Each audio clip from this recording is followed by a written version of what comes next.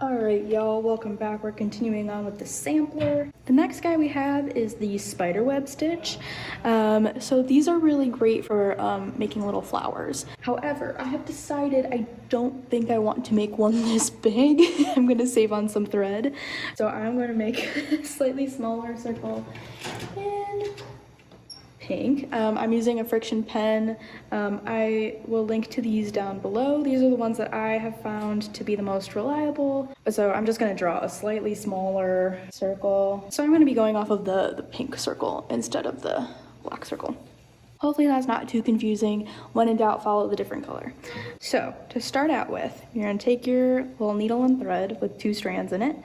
You're gonna come up through the back. And then I'm going to create one tiny stitch as to start it as we normally do. It can land anywhere. It's gonna be covered up by the rest of the fill of the stitch. And then you're going to put your needle through the loop in the back. I'm gonna cut off the excess here, just so she's out of our way. So now it's all started and ready to go with a proper amount of tension without putting too much work into it. So then we're going to take our needle. So there, you see how this is like split up by 5 different lines. We are going to start at the outside of where the circle is going to be on one of these lines. And we are going to go from the back to the front. And then we're going to go back down from the front to the back in the center of the circle. And we're just going to do that with all of the lines. So going from the back to the front. And then back down through the center.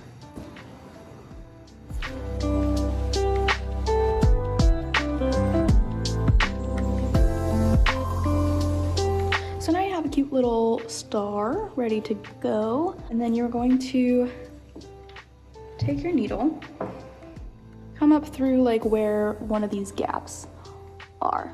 If you can see, it's gonna come up from the back to the front. And the trick with this guy, pretty much all you have to know is you're going over, under with the thread. So I'm going to start with over, and then I'm going to move on to this one and go under. So you're not putting your needle through the fabric, it's just like weaving it through the other threads that you have. And then you're gonna skip one and go under. Create a nice little over under. And you're just gonna kind of keep doing that. You don't have to have 5 of these lines, but it is required that you have like an odd number. So you could do like 7 or 3 if you want, although 3 is kind of weird too. I'd say like 5 is probably the best minimum to do. That's usually the one I default to. But you're just gonna keep on going over and under every other one. So going over and then under, then going over, under again. I know this thread is a little dark, so it might be a little hard to see, but I have some examples in a lighter shade of when it's done that will be helpful.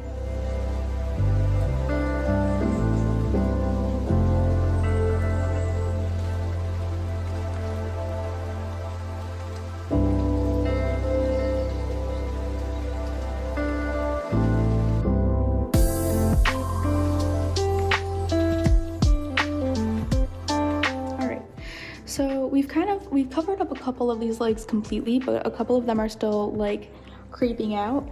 So usually what I like to do, I mean, this is just because like they were uneven to begin with, which like just always happens to me. So something I like to do to make it cleaner, I guess, is I like to finish it off around the edges with a simple stem stitch. So I'm already up through from the back to the front, and I'm just gonna go back down from the front to the back, kind of like around here-ish. I'm going to keep that little loop there. Oop. She says, I wanna move. And then I'm going to go from the back to the front, kind of like halfway through where that stitch is. For more in-depth stuff on the stem stitch, you can go check out that video, but she's up here. This is what she looks like. And we're just gonna do this to finish her up. Cover all those little legs.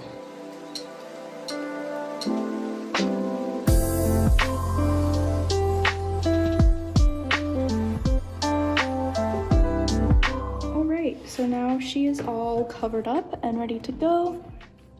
we're just going to put this back down like so, and now you have a cute little flower. First I'm gonna knot this off like we normally do, put this through the last couple of stitches, and then put your needle through the loop and wrap a couple of times and pull through. So now you have that ready to go. So a clearer example of this on like a lighter thread is like what these little guys look like. This hoop is in my shop.